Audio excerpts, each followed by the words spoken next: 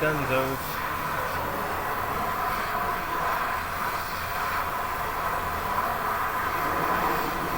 Demonstrated.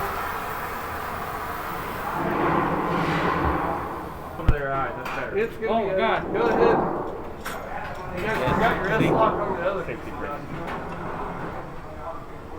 Let's cover on my eyes. Yeah, make sure it's.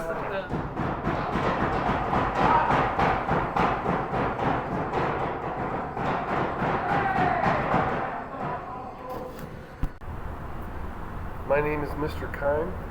We do HVAC and electrical in this class. That's heating, venting, and air conditioning. We also have heat pumps over here, an air conditioner over here. We have rooms set up to do electrical demonstrations in, where our students practice hooking up regular light switches, three-way switches, lights, and working with basic electrical. We do basic service in this class as well. We also do a lot of safety.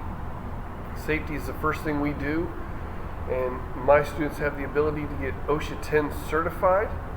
They can also get their EPA license for 608, which is for buying and handling licensed refrigerants.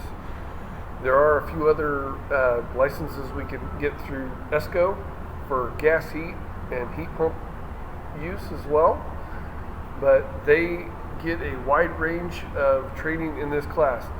We start off with electrical, we get into sheet metal as well.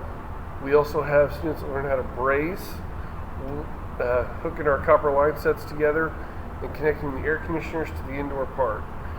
They practice pulling a vacuum on the system, recovering refrigerant, charging the system, installation, and sheet metal. We build pretty much anything you can think of out of sheet metal as practice, and then they build full-scale stuff in the test rooms and actually hook it up to real working equipment so they can actually see it running. Towards the end of the class, they take all the readings to make sure the equipment's running properly, and we find problems, diagnose them. We also have a couple mini splits that we hook up every year so they get a chance to see that. Our class is pretty diverse. There's a lot of science and a lot of physics in HVAC, and there's a lot of math, but we get through it all, and it's not as tough as some students think. This is a great class, and I think any student would have a lot of fun doing it.